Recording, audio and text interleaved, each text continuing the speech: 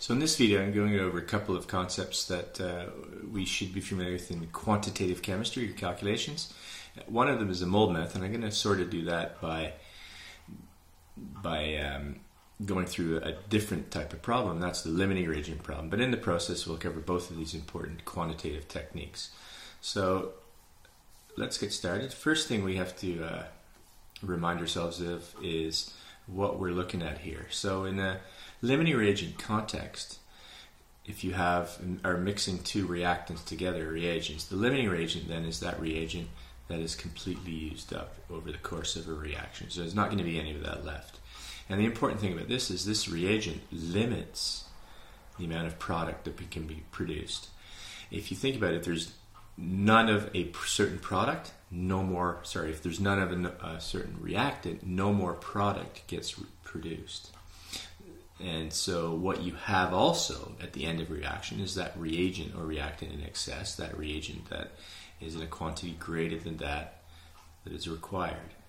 And so at the end of the reaction, you have some new products, definitely, but you also have a reagent or reagents in excess that are also there. Now we can easily transfer this concept to other types of chemistry.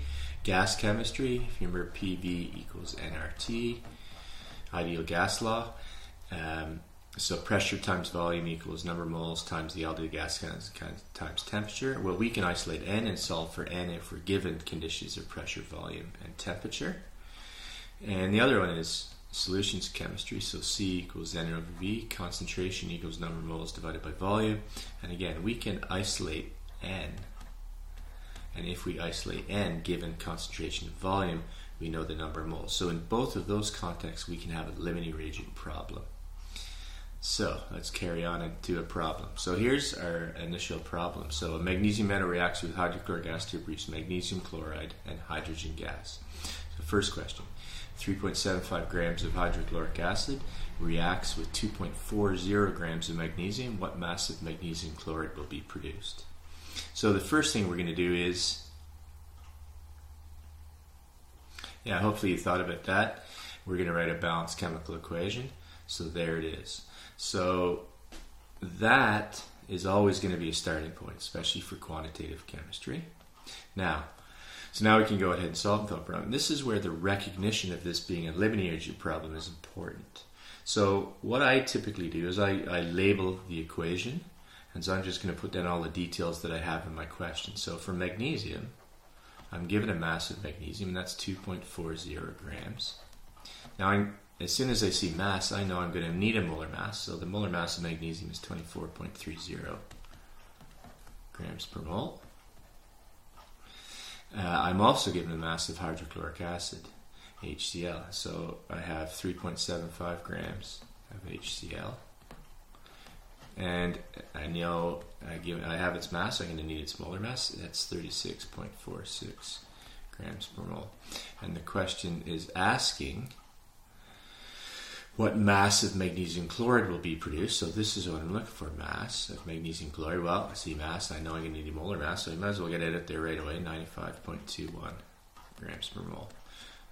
So I haven't necessarily even really started thinking about this question too much, but I've labeled it. Now all the information I need there, and so there's my answer. I'm looking for mass of magnesium chloride, and here's the information I'm going to use. And this is why it's a limiting reagent problem, because you have the mass of both reactants.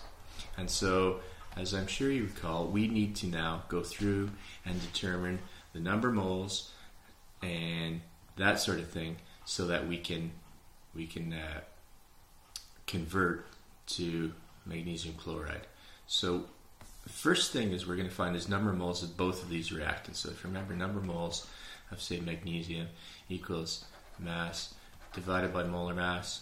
So that equals 2.40 grams divided by 24.30 grams per mole. And that equals 0.0988 moles of magnesium. And we're going to do the same thing for HCl. Number of moles of HCl equals mass divided by molar mass, 3.75 divided by 36.46 grams per mole. and that equals 0.103 moles of HCl. So again, in a reaction context, this is the actual physical amounts of reactant we have. So we have 0.098 moles magnesium, 0.103 moles hydrochloride. And if you were to look at those two numbers, which one runs there first? Well, you might think 0.0998, smaller number, correct? It should run out first. Well, you do have to consider the stoichiometry. That's the balanced equation, how these reactants interact. So that's a mole kind of conversion, but this is really asking a question of ourselves, and our question is going to be, let's determine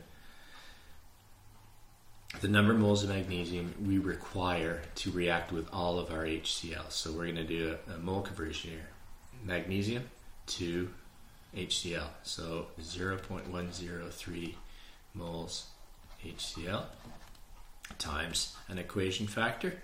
Quickly look back up to our equation. 1 mole of magnesium to 2 moles of HCl. We're trying to get rid of HCl, so we're going to have HCl on the bottom. Here's our equation factor, 1 mole magnesium. Moles of magnesium divide out, and we're left with 0.0515 moles of magnesium. So our question was, how much magnesium do we need to react with all of our HCl? We need 0.0515 moles of magnesium. We have 0.0988 moles of magnesium. So we have lots of magnesium. Therefore, magnesium is not limiting. And so therefore, HCl is limiting. And those of you might remember from last year, I require a statement of the limiting, which one's limiting. So HCl is limiting. So there it is. Now, we can use the fact that the molar amount of HCl is limiting to determine an amount of MgCl. So we want to find the mass of MgCl, magnesium chloride. So that's going to be number of moles of our limiting reagent times an equation factor times the molar mass of magnesium chloride. And so 0.103 moles HCl times an equation factor. Well, again, we need to go back to our balanced chemical equation here. And so HCl to magnesium chloride, that's a 2-to-1 ratio. So that's going to be 1 mole MgCl2, 2 moles HCl, times molar mass of magnesium chloride. Well, we wrote that down up here, 95.21 grams per mole. And unit Nelson, moles of hydrochloric acid divide moles of magnesium chloride divide, you're left with a unit of gram, which is a unit of mass, which is great because we're looking for a mass. And so the mass of magnesium chloride is 4.90 grams. So there we've determined the mass of one of our products produced, magnesium chloride, 4.90 grams. So that process I just went through, that is a limiting reagent question. And the important bit here is the recognition of the question, masses of both reactants, and then the determining of the limiting reagent using the molar amounts of one of the reactants to find out how much of it you need. So that's limiting reagent, solving the first part of the limiting reagent question. Well, let's look at another question. What mass of excess reagent remains unreacted? So again, what we need here is, we determined that magnesium was our excess because HCl was limiting, so we need the molar amount of that. And all we're going to do here is find out how much magnesium we react and then do a subtraction. So let's get started with that. So what we need to do here is, really what we're looking for is number of moles of Mg reacted.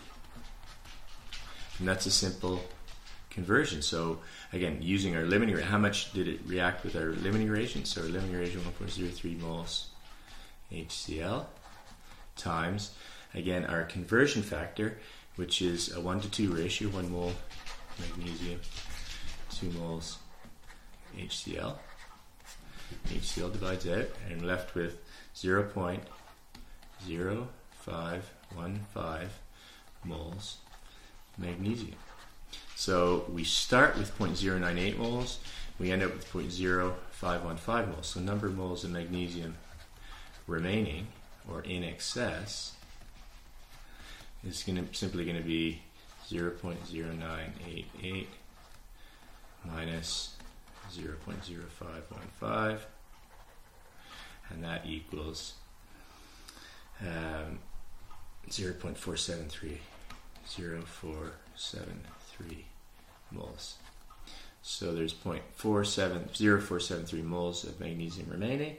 In terms of a mass of magnesium remaining, that's going to equal 0.0473 moles times the molar mass of magnesium, which is 24.30 moles. Sorry, grams per mole. And that gives us a mass of magnesium remaining of 1.15 moles. So again, just a little extension. Again, using the fact that you have a limiting reagent, hydrochloric acid, and allowing you to calculate an amount of magnesium that reacts, and therefore amount of magnesium that is left. That's that subtraction. Here we have our reaction with magnesium solid react with aqueous hydrochloric acid. We produce magnesium chloride and hydrogen gas. And so there is our chemical equation, but it's not quite complete. That's not the whole story, is it? Because we do have some magnesium solid left, and we already determined that. So we can show that we're correct here by looking at our totals, because we do have to obey the law of conservation of mass, if you remember. So this is the reactant side. We started with these reactants, so we started with 6.15 grams of reactant in total. And we have 4.9 grams of magnesium chloride produced, and we have 1.15 grams of magnesium left. Oh, but we're missing X. We're missing the mass of hydrogen. Well, what is the mass of hydrogen? Well, it's very easy to calculate. And here we go. Mass of hydrogen gas equals the mass of your limiting reagent. And it's always the limiting reagent, because the limiting reagent will limit everything that gets produced because it runs out. So 0.103 moles of hydrochloric acid times the equation factor times the molar mass of hydrogen. You get 0.104 grams of hydrogen gas. So we produced a total of 0.104 grams of hydrogen. Now we know what the value of X is, or the mass of hydrogen gas. The mass of hydrogen gas is 0.104 grams. And when we add all those up, we get 6.154 grams.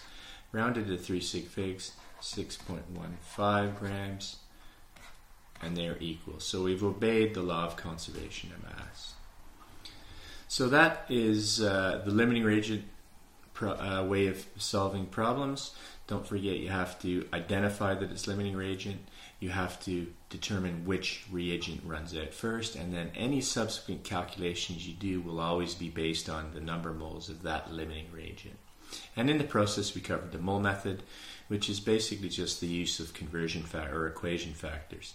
So anytime you convert between moles, that's referred to as the mole method. So that concludes this video.